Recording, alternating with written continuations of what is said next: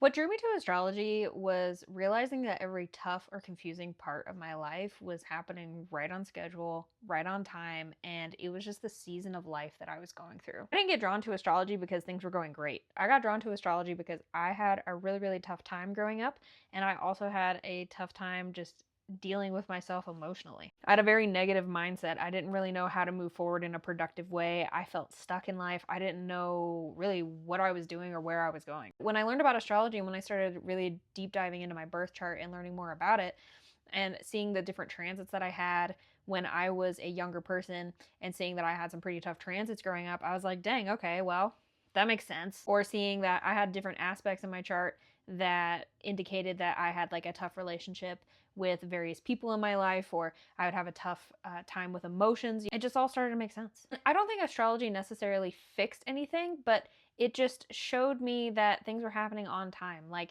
it wasn't necessarily random, the things that happened to me.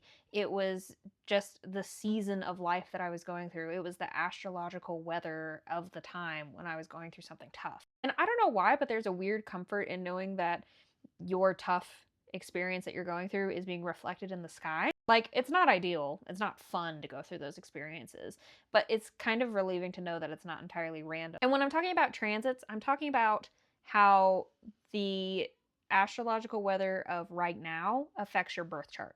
Your birth chart is a snapshot of the sky when you were born. So it's whatever was happening in the sky when you and your mother became two people. Planets, the signs they're in, and the angles all suggest something about the experience you've had on Earth. But a transit is when you take your birth chart and you overlay what's happening in the sky currently to your birth chart. When you have different planets passing through the houses in your birth chart, that indicates that something related to that house is going to be activated for you, especially if you have a planet in that house. So I'm just wondering, does this resonate for you? Is that why you got into astrology also? Because you were going through some tough times? Let me know down below. I'd be curious.